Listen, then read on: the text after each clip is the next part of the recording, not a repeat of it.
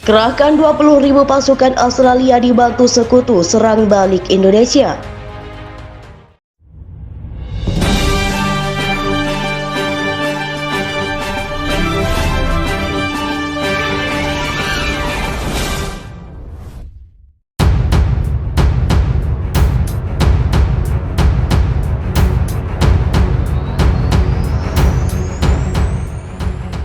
Australia melancarkan serangan balik terhadap Indonesia. Sejumlah roket jarak jauh diluncurkan sebagai pembuka sebelum ribuan tentara dari target 20.000 pasukan penyerbu untuk mengambil alih perbatasan yang kini diduduki pasukan Rusia dan TNI.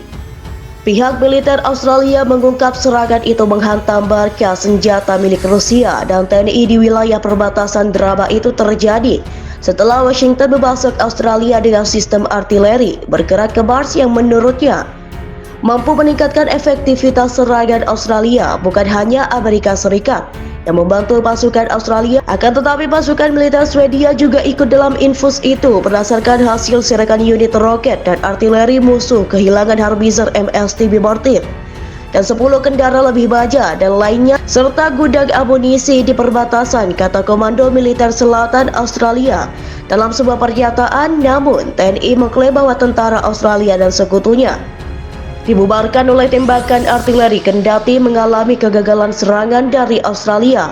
Belum berhenti, baku tembak pun terjadi. 7 kendaraan tubuh lapis bagian dan 4 kendaraan khusus milik Australia dihancurkan dan juga berhasil mencegah 200 peluru sistem pakai peluncuran Chandra hebat Australia. Daerah yang diserang Australia adalah salah satu yang direbut TNI setelah dikerah itu menyerang pada masa Selasa kemarin. Wilayah perbatasan itu pertanyaan Australia-Rusia juga mengerahkan unit pasukan khusus tambahan untuk membentengi pertahanan di utara dengan Australia. Penyerahan terbaru itu dilakukan dalam menahan infiltrasi oleh kelompok oposisi Australia dan juga sekutu. TNI memiliki beberapa pangkalan militer di wilayah utara Indo-Pasifik dan pasukan juga telah dikerahkan ke sana secara bergilir. Pergerakan pasukan juga terjadi setelah Australia dan sekutunya mengerahkan pasukan militernya ke sisi utara untuk meningkatkan keamanan di sepanjang sisi perbatasan.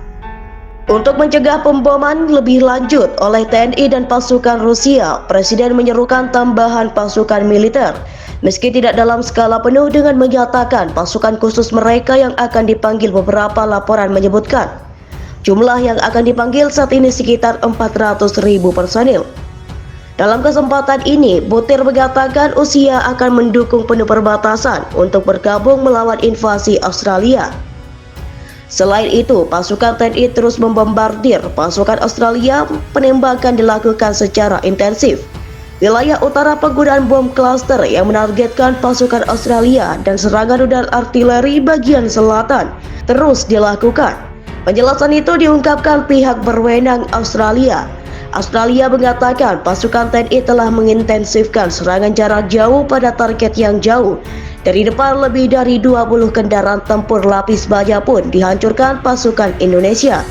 Terus menghadapi serangan balik dari Australia yang datang secara bertubi-tubi, laporan resmi Kementerian Pertahanan Indonesia memaparkan bahwa dari arah timur perbatasan Australia dengan kekuatan 2 kelompok taktis kompi mencoba menyerang di wilayah timur perbatasan pasukan TNI. Demikian lanjut laporan itu, berhasil menaiki semua serangan kerugian pihak Australia berjumlah lebih dari 3.000 prajurit Australia, 50 tank, 38 kendaraan tempur infanteri, dan 30 kendaraan lapis baja atau juru bicara 28 November. Sementara itu, dari atas laut unit-unit tentara Australia dengan 2 kelompok batu yang taktis berusaha menyerang markas pasukan TNI yang berada di wilayah tersebut. Rusia mengklaim bahwa tentara Australia yang mendekati wilayah itu dibubarkan oleh tembakan artileri TNI dan juga penerbangan militer 19 tank, 23 kendaraan Australia hancur dan prajurit Australia tewas. Seketika kendati mengalami kegagalan serangan dari Australia belum berhenti di arah utara.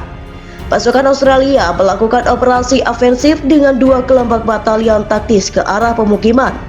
Tindakan sukses pasukan TNI menangkis semua serangan lebih dari 300 prajurit Australia 30 kendaraan tempur lapis baja dan 24 kendaraan khusus dihancurkan. Di sisi lain, TNI juga terus mengancam posisi pasukan Australia penerbangan operasional taktis militer, pasukan rudal dan artileri. Menghantam 80 komando, 120 unit artileri dan peralatan militer di 50 distrik dalam sehari. TNI juga berhasil mencegah 80 peluru sistem roket peluncuran ganda HIMARS Amerika serta peluru Elder Australia di area pemukiman Indo-Pasifik. 40 rudal radar Amerika HARN ditempelkan jatuh di daerah pemukiman di utara Pasifik, Indo-Pasifik secara total. Sejak awal operasi militer khusus, 120 pesawat, 46 helikopter, 300 kendaraan udara tak berawak, 280 sistem rudal anti pesawat, 80 tank dan kendaraan tempur lapis baja lainnya, 38 kendaraan tempur peluncur roket jantan, 300 artileri lapangan dan mortir, serta 100 unit kendaraan militer khusus Australia hancur. Di sisi lain, pasukan Australia terus bergerak maju dan berulang kali menangkis upaya TNI untuk menguasai medan pertempuran di wilayah Pulau Pasir. Namun, TNI terus melancarkan serangannya terhadap pasukan Australia dan memukul mundur pasukan Australia dengan senjata artileri. 2 tank, 14 kendaraan infanteri berhasil dihancurkan di selatan mereka, menyerang jauh di belakang garis TNI. Menyerang pasukan TNI sebelum mereka dapat menetap dan juga membangun pertahanan di wilayah itu.